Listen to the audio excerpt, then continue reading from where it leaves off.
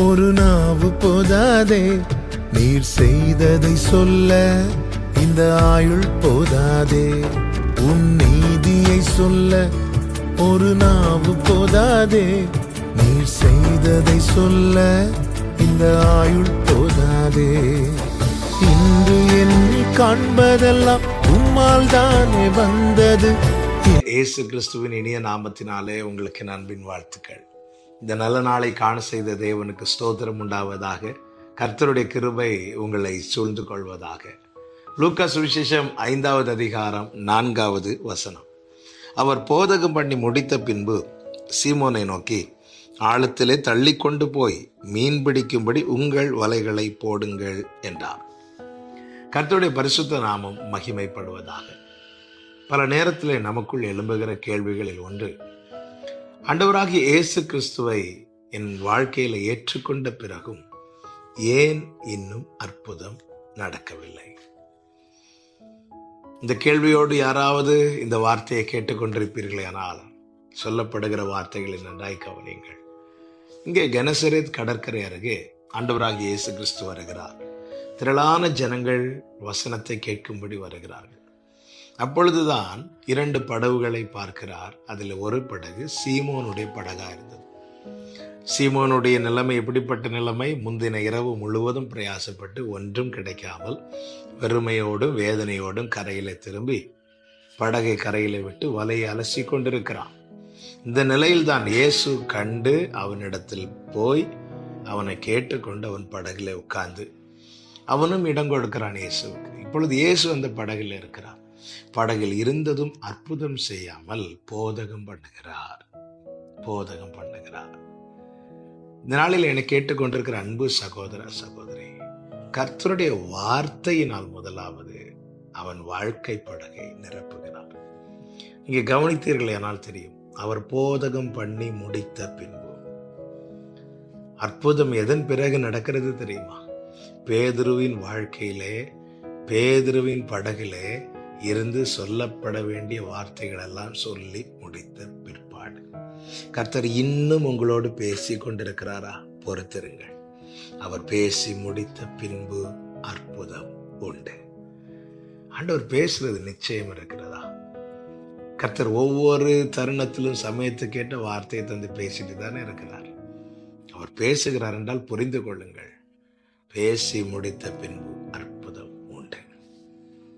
42வது அதிகாரத்திலே யோபு கண்களால் பார்க்கிறான்.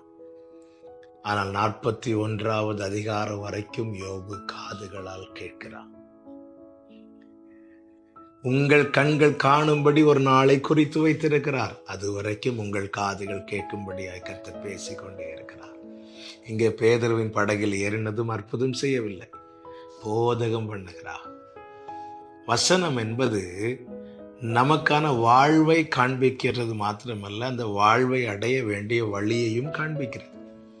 இங்கே பாருங்கள், வார்த்தையின்படி வலை போடுகிறான். ஆனால் அதற்கு முன்னே அவனுடைய வாழ்வை சீர்படுத்த வேண்டிய போதனைகள் எல்லாம் கொடுக்கிறார். எல்லாம் பேசி முடித்த பிறகு பேதுருவினிடத்தில் ஆழத்துக்கு கொண்டு போகிறார். பேதுருவுக்கு படகை ஆழத்துக்கு கொண்டு போக முடிந்தது. வலையை போடு என்கிறார். வலையை போட முடிந்தது. எல்லாம் எப்படி செய்ய முடிந்தது? அவர் பேச அவன் இடம் கொடுத்தான். கர்த்தர் பேச உங்கள் வாழ்க்கையிலே நீங்கள் முழுவதுமா இடம் கொடுத்தால் கர்த்தருடைய அற்புதத்தை உங்கள் கண்கள் காணும். அவர் பேசுகிறார் என்றால் புரிந்து கொள்ளுங்கள், அவர் பேசட்டும். பேசி முடித்த பிற்பாடு அற்புதம் நிச்சயம் நடக்கும். அவர் சொல்லியும் செய்யாதிருப்பாரோ, அவர் வசனித்தும் நிறைவேற்றாதிருப்பாரோ. இன்னைக்கு எல்லாருக்கும் அவர் செய்யணும், அவர் நிறைவேற்றணும்னு ஆசை இருக்கு. ஆனா அவர் சொல்றதையும் வசனிக்கிறதையும் கேட்கறதுக்கு மனம் இல்லை. கர்த்தர் இன்னும் அற்புதம் செய்யவில்லை. இது மட்டுமே நம்முடைய கம்ப்ளைண்டா இருக்குன்னா இந்த வார்த்தையை கொஞ்சம் யோசித்து பாருங்க. கர்த்தர் பேசுறாருல, பேசிக்கொண்டுதானே இருக்கிறார்.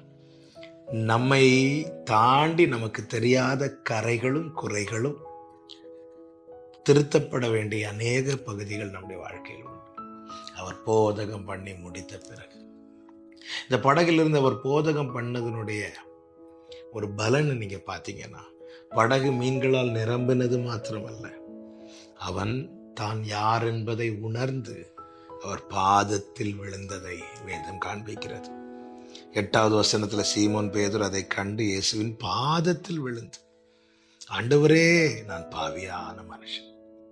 வார்த்தை படகை மட்டும் மாற்றவில்லை, அவன் வாழ்க்கை மாற்றினது. எப்பொழுது வாழ்க்கை மாற்றப்பட்டதோ அப்பொழுது மீன் பிடிக்கிறவன் மனுஷனை பிடிக்கிறவனாய் மாறுகிறான்.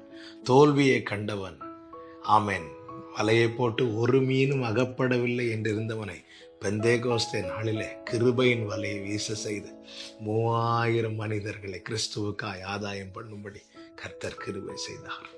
அவர் பேசட்டுங்க. அற்புதம் நடக்கவில்லை என்ற ஏக்கத்தோடு இந்த காலை வேளையில் இது கேட்கிற அன்பு சகோதர சகோதரி பேசுகிறார்.